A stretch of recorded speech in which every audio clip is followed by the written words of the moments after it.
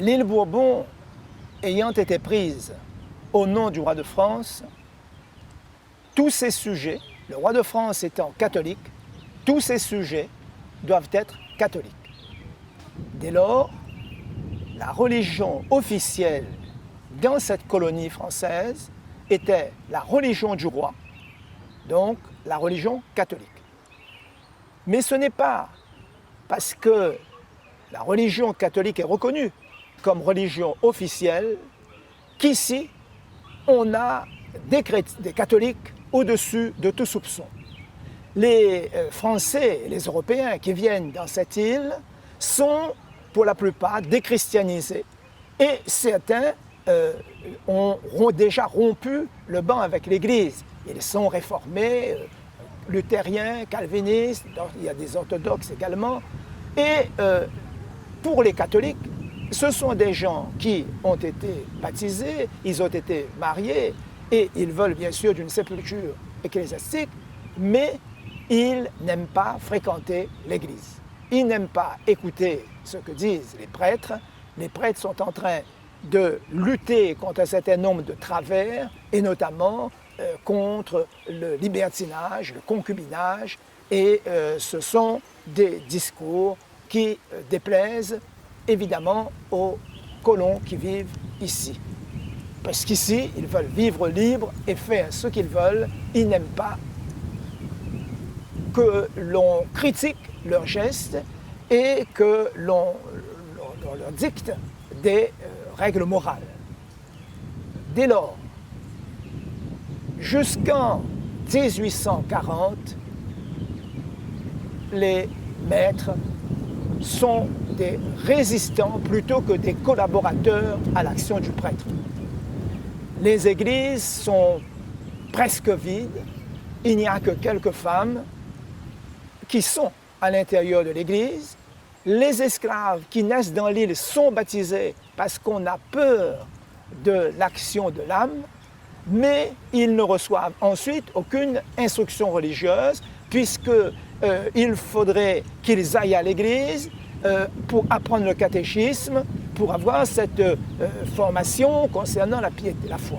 Mais les maîtres, ayant peur que les esclaves, s'ils se déplacent seuls, rencontrent d'autres esclaves et fomentent des complots, étant donné qu'ils ne sont pas très pieux, ils ne peuvent pas agir pour que leurs esclaves deviennent des individus ayant une foi solide. Il faut donc attendre 1840, l'arrivée d'un missionnaire qui est d'ailleurs à l'origine, je dirais, de la création du site, là où nous nous trouvons. La chapelle qui est à côté a été construite par ce missionnaire. Il s'agit donc d'Alexandre Monet. Quand il vient ici, en 1840, le roi Louis-Philippe a pris, au début de l'année, des dispositions pour améliorer les conditions de vie matérielles et morales de l'esclave. Et dans ce texte du 5 janvier, de cette ordonnance du 5 janvier 1840, le roi de France demande aux prêtres de pénétrer sur les habitations pour assurer l'éducation spirituelle des esclaves avec l'autorisation des maîtres. Fort de ce texte, ce missionnaire, quand il arrive ici en juin 1840, eh bien, il va demander à son curé, le curé de Saint-Denis, l'autorisation d'aller dans la zone où il y a le plus d'esclaves, c'est dans cette zone-là où il y a le plus d'esclaves, et de pénétrer sur les habitations avec l'autorisation du maître. Et c'est donc dans cette zone qui va à peu près de Chaumain-Laury à Gillot qu'il va rayonner, qu'il va travailler sur les différentes habitations qui sont là.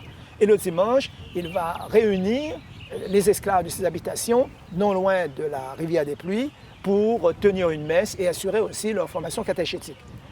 Et ce travail qui est opéré par ce prêtre dans cette zone de Saint-Denis, sud-est de Saint-Denis, eh bien, ne fait pas tache d'huile. Et il est plutôt critiqué par le clergé en disant que, parce que jusqu'ici, le clergé attendait les esclaves, que les esclaves viennent vers eux à l'église.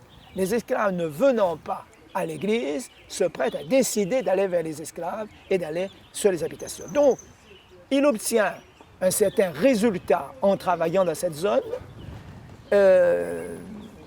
Il va être ensuite nommé à Saint-Paul. Eh bien, ce qu'il peut faire à Saint-Denis, il ne peut pas le faire à Saint-Paul.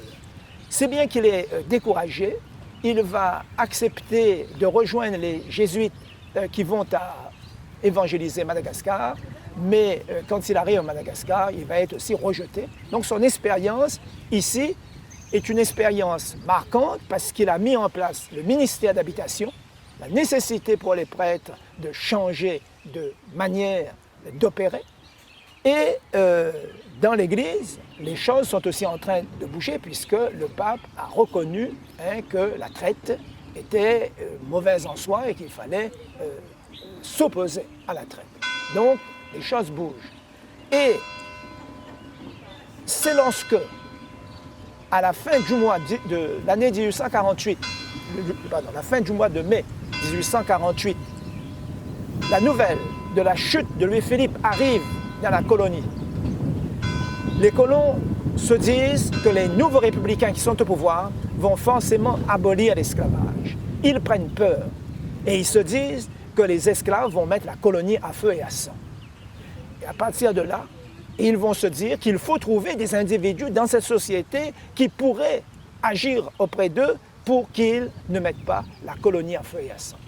C'est à ce moment-là qu'à partir du mois de juin, juillet, ils vont accepter que leurs esclaves aillent à l'église pour assurer leur formation catéchétique en vue du baptême et en vue du mariage pour ceux qui sont adultes. Parce que, je n'ai pas eu le temps de le dire tout à l'heure, lorsque cette église s'organise avec l'arrivée des Lazaristes en 1714, eh bien, ces missionnaires se sont montrés très rigoureux. Et ils n'ont pas été laxistes, ils n'ont pas voulu baptiser à la va-vite. Ils ont mis en place 2 règles. Pas de baptême sans formation catéchétique. Donc il fallait à tout prix que les esclaves sachent les prières et les rudiments essentiels de la foi, qu'ils subissent un examen et qu'ils soient reçus pour pouvoir être les esclaves adultes, pour pouvoir accéder au baptême. Et deuxième règle, pas de baptême sans mariage. Mais l'objectif était aussi de briser un peu le système.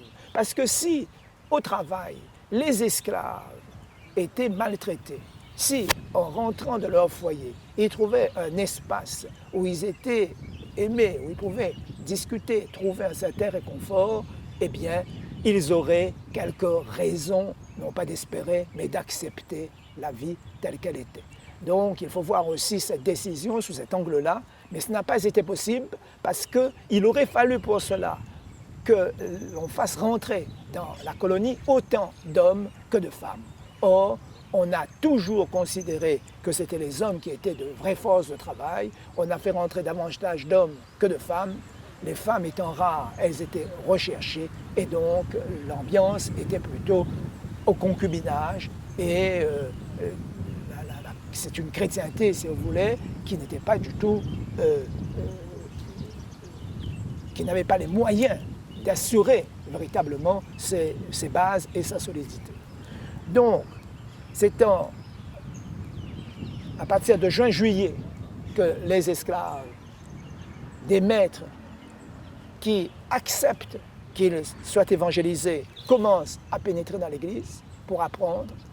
Les maîtres qui sont convaincus qu'il est difficile d'apprendre le catéchisme, qu'il est difficile finalement d'être baptisé, eh bien, ils se disent qu'après l'abolition de l'esclavage, les esclaves affranchis vont quitter l'Église parce que c'est trop difficile. Eh bien, ils se sont trompés. Le 20 décembre 1848, les esclaves restent dans l'Église. Jusqu'ici, les maîtres disaient à leurs esclaves qu'ils étaient supérieurs à eux parce qu'ils étaient catholiques, ils étaient baptisés, ils étaient mariés à l'Église. Eh bien, après le 20 décembre, ils ne peuvent plus tenir ce discours. Et les esclaves ne peuvent plus croire non plus en ce qu'ils disent, parce que les esclaves sont à l'intérieur de l'Église et ils ne voient pas les maîtres. Et donc, pour ne pas entendre un esclave leur dire qu'ils ne sont pas en fait catholiques, ce sont les affranchis qui vont en fait faire entrer les Blancs dans l'Église. Mais pour peu de temps, parce qu'en 1868, la révolte gronde dans Saint-Denis, les maîtres républicains sont en train d'agir pour le retour à la République et ils utilisent les ouvriers de Saint-Denis, les affranchis de Saint-Denis comme masse de manœuvre pour obtenir ce résultat.